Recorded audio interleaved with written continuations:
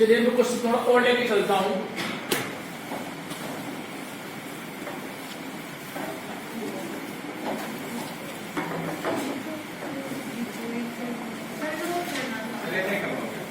ज्योति बोलिए।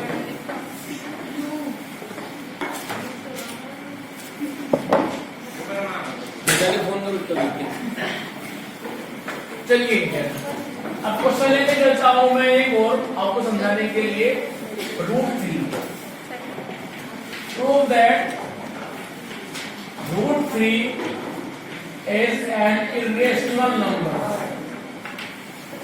हमें ये प्रूव करना है कि √3 एक इरेशनल नंबर है।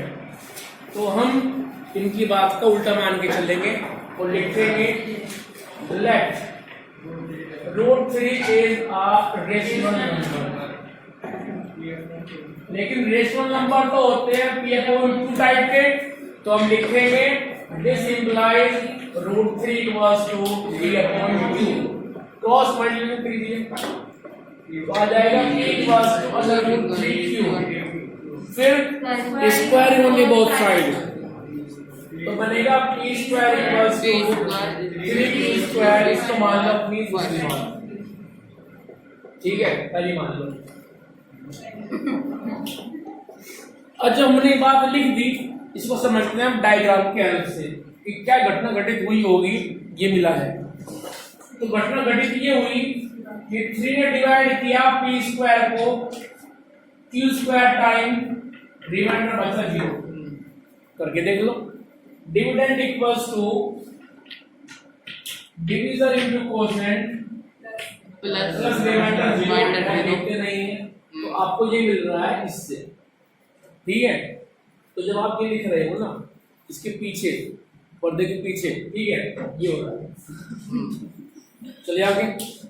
अब सुनो, ये हुआ तो आपके दिमाग में वो बात आई, और जब दिमाग में वो बात आई है तो फिर ये बात बन गई कि भाई 3 डिवाइड कर रहा है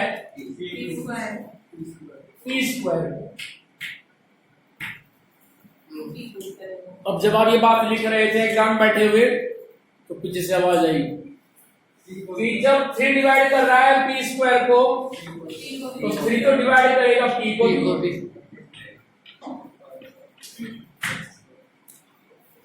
और इतना लिखते ही तूफान आया।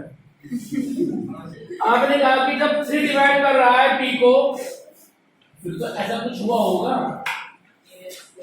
3 डिवाइड कर रहा है P को तो मान लेते हैं कि वो m टाइम चला और रिमाइंडर जब कुछ देर के बाद 0 हो गया। तो 3 जब डिवाइड कर रहा है P को यानी कि ऐसा हो रहा है, तो जब ऐसा हो रहा है तो इसको ऐसे लिख सकते हैं कि dividend equals to division into quotient. नहीं लिख सकते? ये काम बराबर में लिखते रहना, इंप्रेशन पड़ेगा कि यहाँ पे बच्चे के अंदर दम है, एफिशिएंसी है, जानता है, नॉलेज से भरा पड़ा है, ठीक है। तो इसी बात को मैं लिख लूंगा ऐसे कि P इक्वल्स टू 3m। कोई प्रॉब्लम यहाँ तक? चलिए यहाँ से। अब जब P की वैल्यू 3m है उसको ले जा करके हम रख देंगे फर्स्ट इक्वेशन में P के प्लेस पे लेफ्ट हैंड साइड की तरफ, ठीक है। रखो जरा, तो लिखेंगे पुट इट इनटू इक्वेशन 1। इसको आज चलते फिरते खाते पीते याद कर लेना, ठीक है। खाना खा रहे हो तो दिमाग में वो बात करते रहना, ठीक है, याद हो जाएगी, टेंशन मत, लेकिन कर लेना, ठीक है भैया, क्योंकि जरूरी है आपकी सेहत के लिए। चलिए खैर रखो इसको, तो आएगा square of 3m equals to 3P²। इसको ओपन करो तो बनेगा 9m² इक्वल्स टू 3P²। फिर ने देखा 9 को काट दे 3 बार, तो बन गया 3m² इक्वल्स टू P²। अब साइड बदलो,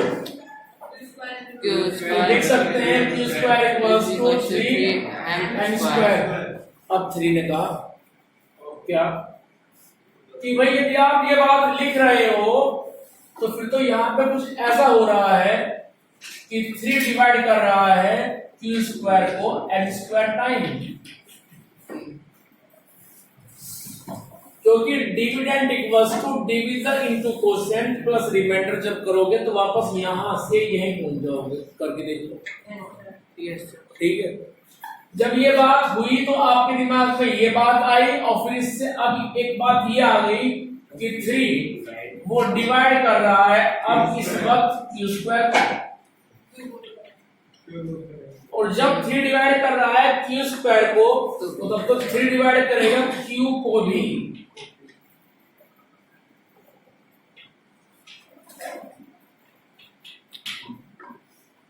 इतना कहते हैं सुनामी आ गई। सुनामी क्यों आ गई? तूफान आ गया, बादल गरज रही है। क्यों? क्योंकि जो आपने बात कही थी वो बात अब गलत प्रूव होने जा रही है। आपने क्या बात कही थी कि P अपॉन Q रेशनल है, जिसको आपने √3 के बराबर रखा था, लेकिन उन P और Q को काटने वाला तो यहाँ पे 3 मौजूद है। यहाँ बोल रहा है 3 की हम काटेंगे 5 को, यहाँ बोल रहा है काटेंगे Q को। इट मीन्स कॉमन डिविजर जो 1 होना चाहिए था 1 तो नहीं रहा, 3 हो गया। तो फिर P अपॉन Q रेशनल भी नहीं रहा, वो इरेशनल हो गया। और जब ये इरेशनल हो गया तो फिर ये भी इरेशनल हो गया, और जब ये इरेशनल हो गया तो आपकी बात गलत हो गई, क्वेश्चन सही हो गया। यही बात को यहाँ पे लिख दो। तो ये प्रस्ताव है कि आंसू के बाद ठीक है।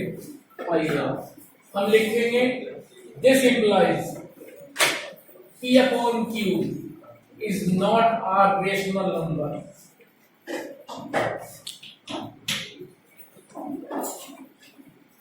This implies √3 is not a rational number।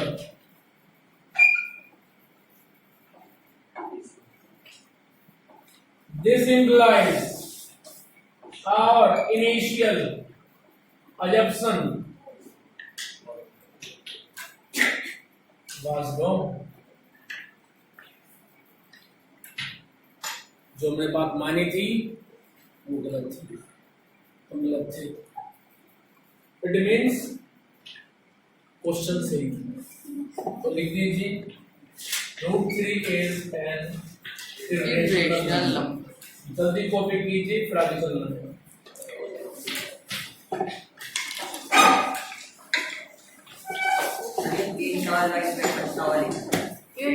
बाद में 3-4 लाइन जो लिखते हैं प्रस्तावित की है, दुख हो रहा है कि अपनी ही बात मतलब निकल गई। ठीक है, जल्दी से करें।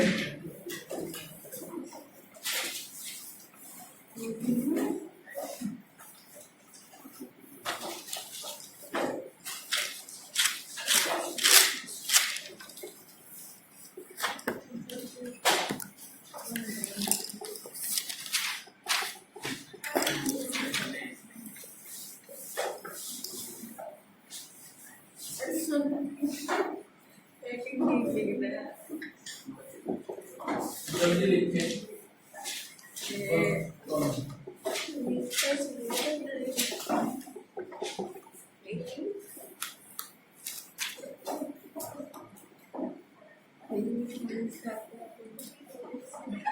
आप क्लास में स्टूडेंट हैं, आपका क्या नाम है? सानिया। कौन सा आपका नाम? अलीपुरा। एक बार देखो ना दोस्त लिख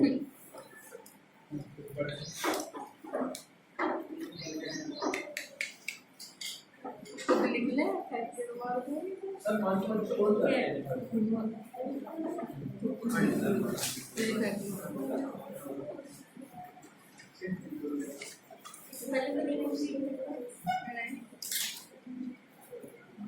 लड़के पर काम कर लो।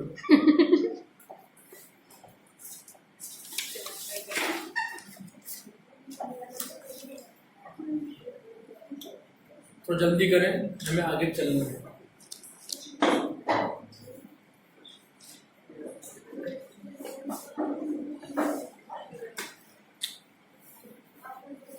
जिनको दिखाई ना दे रहा हो अपनी गर्दन को शिफ्ट कर लें, इस वीडियो को।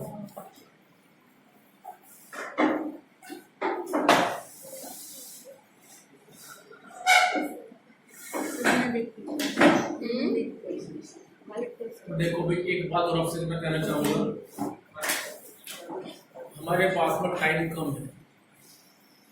दूसरा, आप देख रहे हैं कि माहौल डे बाय डे खराब होता जाता है, तो पता नहीं कि कब आपका आना जाना बंद हो जाए और पता नहीं कि हमें आपके दर्शन कब हो। ठीक है, तो जब तक हो रहे हैं करते रहे और कराते रहे। तो स्कूल में आप डेली हैं, मान लो आप 2 दिन बाद या 10 दिन बाद घर बैठ गए, तो लाइव टेलीकास्ट में और इसमें वीडियो में वो मजा नहीं आता। दूसरा, आप ना पूछ सकते हैं। ठीक है, तो मैं आपसे सिर्फ इतना कहना चाहूँगा कि जो बच्चे नहीं आ रहे हैं और जो बच्चे आ रहे हैं वो डिसाइड करके रोज स्कूल, ऐसा नहीं कि आज आ गए फिर छुट्टी मार ली, बीच में जो पुष्टि मारते हैं वो नहीं मारनी है, क्योंकि मैथ समझो पढ़ाते हैं उसको हम नेक्स्ट यूज करते हैं। और जो बच्चे आज नहीं आए हैं तो उनका लॉस हो गया। अब ये एग्जाम में आएगा, अब आप में से कौन कौन लिखता है तो वक्त बताएगा। तो इसलिए ये क्लास 10th है, इसको आप हल्के में ना लें। डे बाय डे आप डेली स्कूल आए, पढ़े, समझे, अपनी बात पूछें। छुट्टी मारेंगे तो लॉस आपका है, और लॉस कोई ऐसा वैसा नहीं है। बट क्लास 10th है, बोर्ड पेपर देने जाओगे, जितने मार्क्स आ जाएंगे फिर लाइफ टाइम वो आपके साथ कदम से कदम मिला के चलेंगे। यदि आपके मार्क्स 80 में से 50 आ गए हैं तो 50 रहेंगे, तो आप चेंज नहीं कर सकते किसी भी तरह से। फिर आपको भले ही पछतावा हो 2 साल बाद, 10 साल बाद, जब आपको नंबर जरूरत पड़ेगी मेरिट लिस्ट में। काश हम क्लास 10th में चले जाते, कुछ पढ़ लेते, तो आज हमारा जो हिसाब किताब है नंबर ऑफ मार्क्स का और परसेंटेज का थोड़ा ऊपर होता। सुनना है कुछ? बाकी तुम्हारी मर्जी है कि तुम क्या करना चाहोगे, समझाने का काम हमारा है। तो कोशिश ये रखें जब तक स्कूल चल रहा है कि डेली स्कूल आए। चलिए अब हम क्वेश्चन और लेके चलते हैं। स्कोर ऑफ करते हैं। सभी ने कॉपी कर लिया? चलो फिर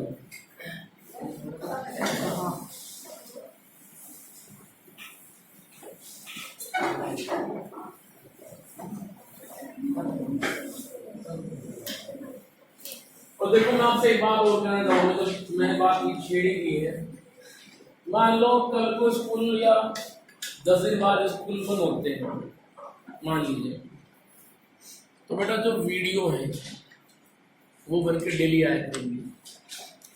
उन्हें चाहे हम यहाँ से बनाएं, चाहे घर से बनाएं, जहाँ से बनाएं, वो डेली आएंगी। और आपकी कोशिश ये रहनी चाहिए, कोशिश कि आप उसको देखें।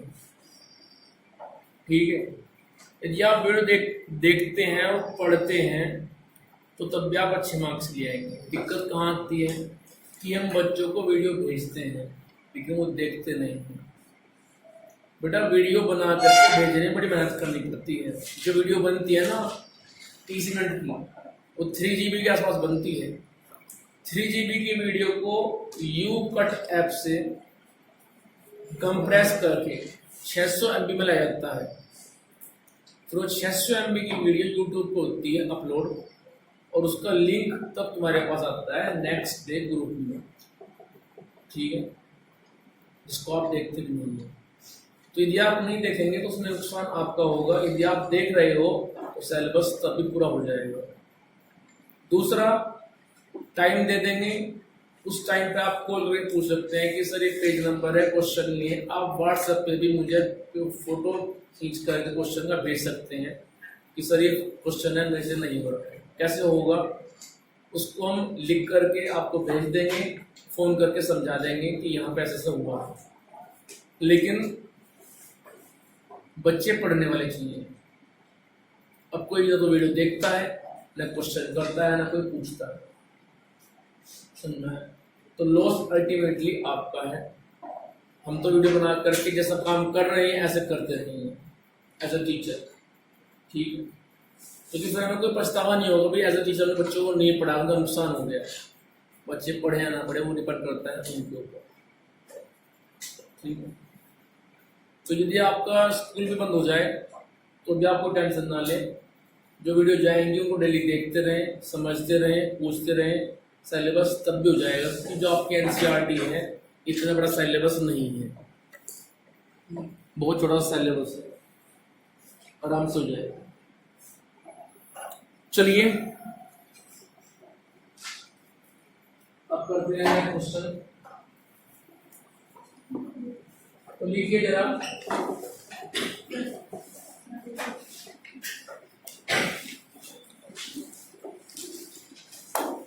Prove that 3√3 plus 5 is an irrational number.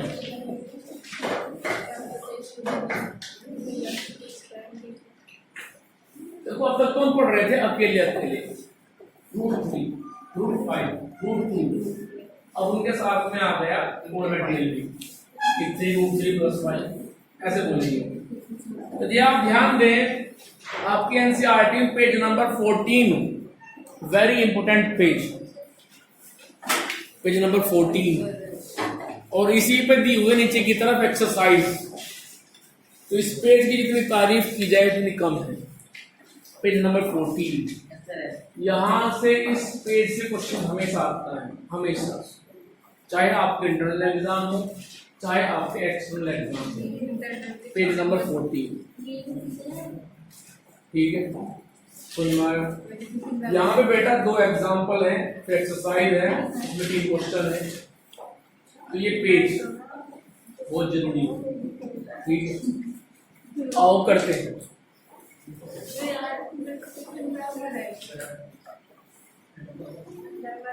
अब सुन लो भाई, आपको दिया गया है 3√3 plus 5 is an irrational number। तो हम यहाँ पे क्या करेंगे, क्वेश्चन में कई भी बात का उल्टा मान लेंगे, क्योंकि मेथड यूज करना है कॉन्ट्राडिक्शन। तो हम ये एज्यूम कर लेंगे, late 3√3 plus 5 is a rational number। पता है क्यों? यदि हम घर पे छोटे बच्चों को बोल दें कि बेटा ये अलमारी नहीं खुली, ये अलमारी नहीं खोलनी है, तो वो अलमारी खोलनी जरूर है। ह्यूमन नेचर है। फादर ने ऐसा क्या रखा है कि जो मना किया है बेटा अलमारी, फादर बाहर आप अलमारी करना, और फिर देखते हैं आप नजारा के अलमारी में, ठीक है। ये ह्यूमन नेचर है, वो हम यहाँ पे कर रहे हैं।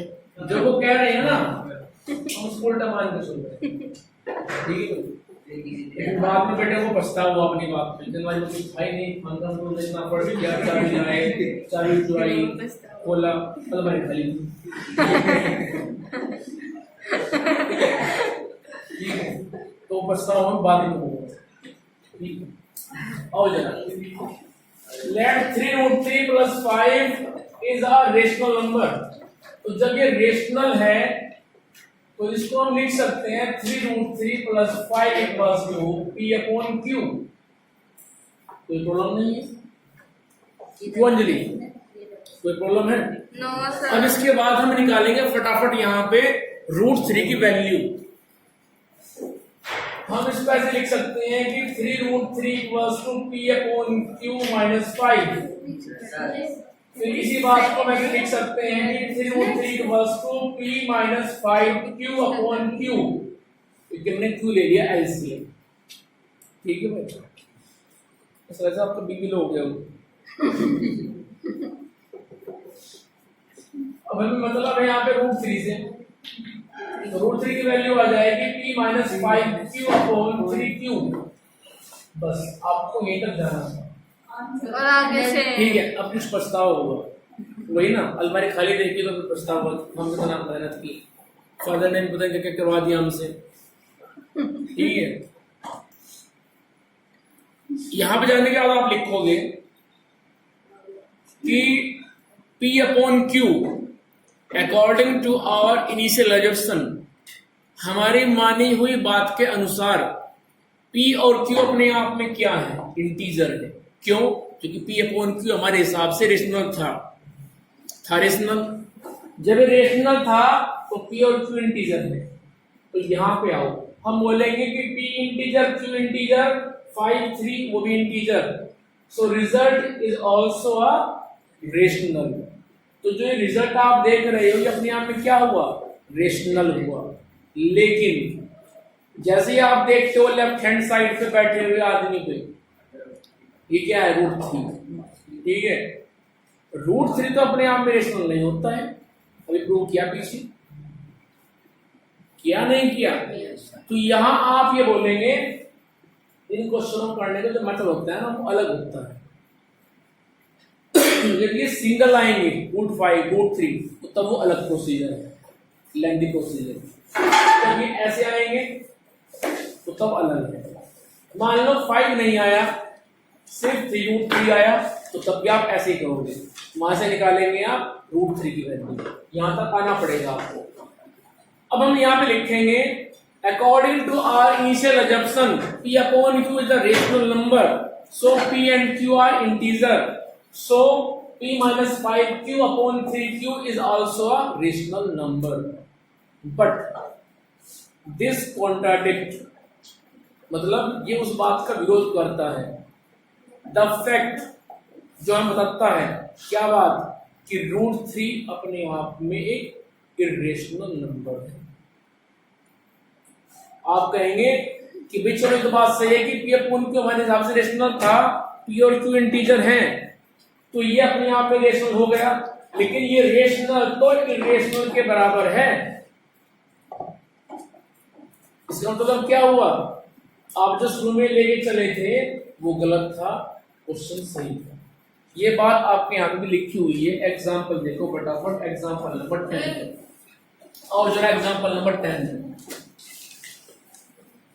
एग्जाम्पल नंबर 10 में जब ध्यान से देखो, इन्हें दिया गया था 5 - √3, आप देखो अब देखो तो यहाँ पे दिया हुआ है 5 - √3, तो उन्होंने क्या किया, फटाफट निकाली √3 की वैल्यू, देख रहे हैं, √3 की value I 5b - a upon b। हम लेके चलते हैं P अपॉन Q, लेके चलते हैं a अपॉन b, तो उससे आप कंफ्यूज ना हो। ठीक है, तो इन्होंने यहां से निकाली √3 की वैल्यू जो आती है सॉल्व करने के बाद 5b - a अपॉन b। अब उसके बाद जो नीचे लिखी हुई है 2-3 लाइनें प्रस्तावित की है, वो कह रहे हैं सिंस, क्योंकि a and b are integer, a और b तो इंटीजर हैं, we get 5 - a upon b is a rational, तो इस वजह से जो हमें मिल रहा है 5 - a upon b वो क्या हुआ, वो भी रेशनल हुआ। यस, पढ़ो आगे, एंड सो √3 इज रेशनल, और तब तो √3 भी रेशनल हुआ क्योंकि वो उसके बराबर में लिखा हुआ है, जैसे इसके बराबर में ये लिखा हुआ है। ठीक है, पढ़ो आगे, बट दिस कॉन्ट्राडिक्ट, ये उस बात का विरोध करता है, द फैक्ट जो हमें बताता है कि √3 इज इरेशनल नंबर। हम तो ये बात जानते हैं कि √3 इरेशनल नंबर होता है, लेकिन ऊपर वाली लाइन में वो कह रहे हैं कि जब 5 - a अपॉन b रेशनल हो गया तो उसका पड़ोसी लेफ्ट हैंड साइड में √3 वो भी रेशनल हो गया। वो तो हुआ उसके हिसाब से, लेकिन जो पीछे से पढ़ते आ रहे हैं पीछे से, वो तो हम ये जानते हैं कि √3 तो कभी रेशनल होता ही नहीं है, वो क्या होता है, इरेशनल। तो पढ़ो आगे, दिस कॉन्ट्राडिक्शन हैज अराइजन, ये विरोधाभास इस बात तक पहुंच गया because of our incorrect assumption, ये विरोधाभास इस बात तक पहुंचा है क्योंकि हमारी assumption गलत थी। कौन सी गलत थी, कि 5 - √3 कि 5 - √3 एक रेशनल नंबर है। सुनना है कुछ, आप जो ये गलत बात पे पहुंचे हो वो इसलिए पहुंचे हो क्योंकि आपकी ये बात गलत थी।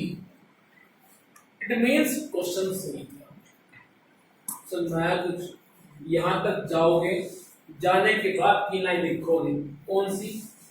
आप लिखोगे since P and Q are integer, so this is a rational number, so √3 is also a rational number। फिर आगे लिखोगे but this contradict, इन चार बातों को पढ़ लियो, but this contradict the fact that √3 is a irrational number। हम तो जानते हैं क्लास नर्सरी से, जब प्ले में आए थे फर्स्ट डे तो बात सिखाई गई थी कि √3 अपने आप में इर्रेशनल नंबर होता है। याद रखो, जानते हैं बचपन? ठीक है, तो जब √3 इर्रेशनल नंबर होता है और आप आज बोल रहे हो कि √3 इरेशनल है, इट मींस ये जो आपने कारनामा करके दिखा है बिल्कुल गलत है। और क्योंकि आपने कारनामा, क्योंकि आपने बात ही गलत मान ली थी, इट मींस हम गलत थे तो सही।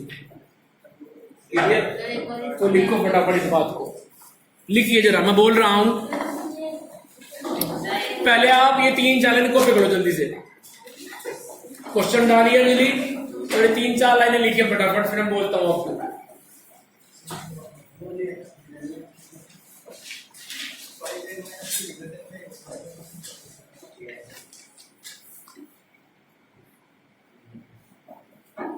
आज कोशिश नहीं आई क्या? No sir.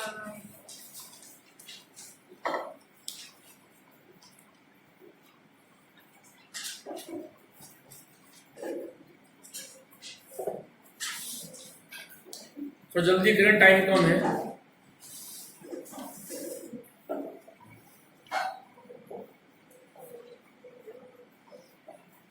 लिखिए इसके बाद में जल्दी करें। Yes sir. Since P and Q are integer, this implies P minus 5Q upon 3Q is also rational number. This implies √3 is also rational number.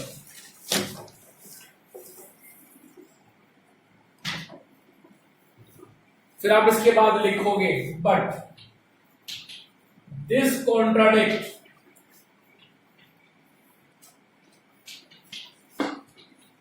The fact that √3 is an irrational number. ये बचता में क्या सुन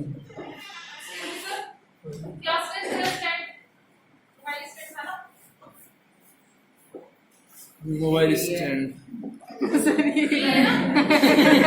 मुझे लगा कि साथ नीचे न रखो को ये, क्योंकि कुछ क्लास में रखे हैं ना, 2 रखे हैं, तो बस मैं 5 मिनट अभी इसको वो करता हूँ। हाँ दे देंगे, हम दे देंगे।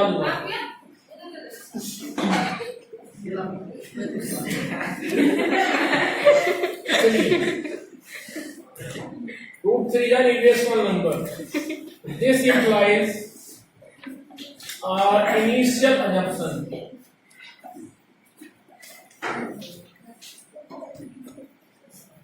was wrong। और यदि हम गलत थे तो फिर सही क्या था? यानी कि this implies 3√3 plus 5 is an irrational number।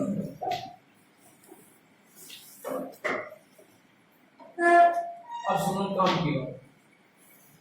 Irrational number में आप किसी को मल्टीप्लाई करें, किसी को प्लस करें, किसी को डिवाइड करें, किसी को माइनस करें, तो वो इर्रेशनल ही होता है। समझ में आया ना? यदि खराब संगति में बच्चे फंस गए, वो कितने बड़े अपने आप में बुद्धिमान हैं, तो कुछ दिनों के बाद वायरस उसकी बॉडी के अंदर ऑटोमेटिकली इंसर्ट हो जाएंगे। ठीक है, फिर उस बॉडी से अनदर बॉडी में, उस बॉडी से अनदर बॉडी में, so a chain will be formed automatically। ठीक है, समझ में आया कुछ? क्लियर? चलिए।